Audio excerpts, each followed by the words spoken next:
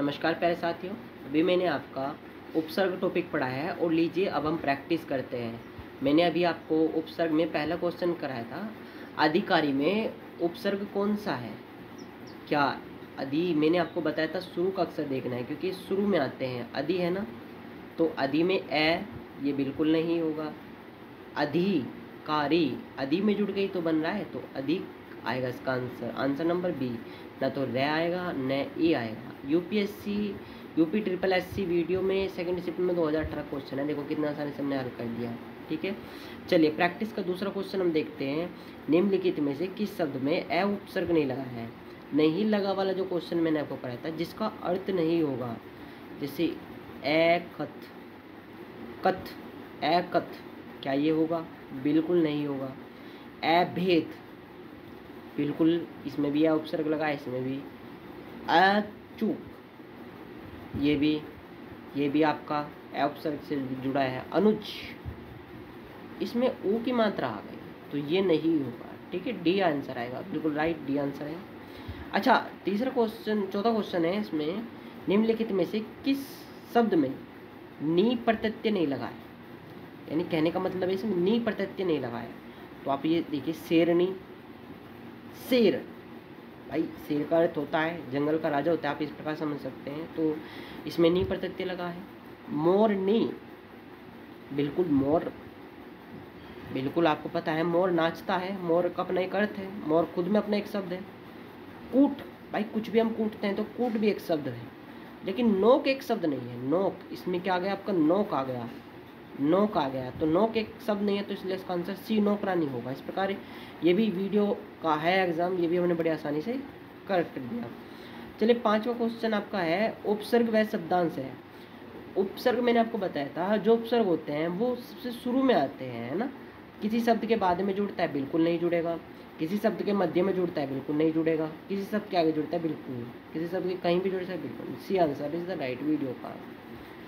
अध्यक्ष में कौन सा उपसर्ग है? दोस्तों अध्यक्ष में अधि आएगा, मैंने जैसे आपको बताया था अधि से बनता है अध्यक्ष, है ना।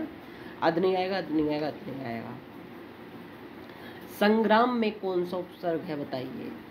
सन नहीं, इसमें आएगा सम, क्योंकि बिंदी जो कहती है ये मैं की आवाज देती है, समझ गई। सन बिल्कुल नहीं आएगा, स बिल्कुल नहीं आएगा, इसमें आएगा सम। संग्राम में उपसर्ग बताइए तो सम है, बिल्कुल। सावधानी में कौन सा प्रत्यय लगा है? दोस्तों सावधानी, आपको ये लास्ट की मात्रा देखनी है।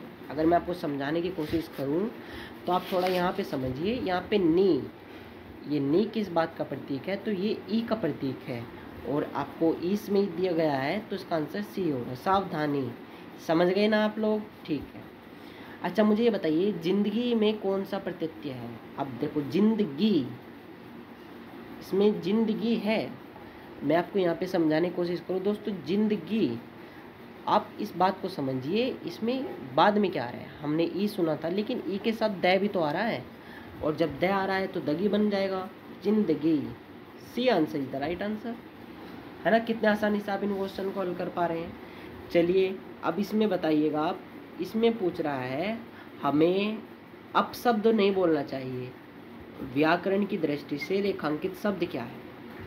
हमें अप, देखो अप आ रहा है, आपको तो सिर्फ वर्ड पे जाना है, जो मैंने ट्रिक बताई है। अप आ रहा है ना, तो अप अगर इसमें आ रहा है व्याकरण की, तो अप आपको अगर पता लग गया तो उपसर्ग है भाई, क्योंकि वो शब्द तो बाद में आ रहा है ना, शब्द से पहले क्या आ रहा है? उपसर्ग आ रहा है, जो शब्द के आरंभ में शुरू होते हैं। अप आ गया तो वाह, कितने आसानी से आपने क्वेश्चन हल कर दिया। चलिए आगे, आगमन में उपसर्ग बताइए।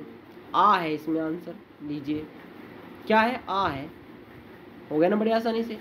रसोईया में प्रत्यय क्या है?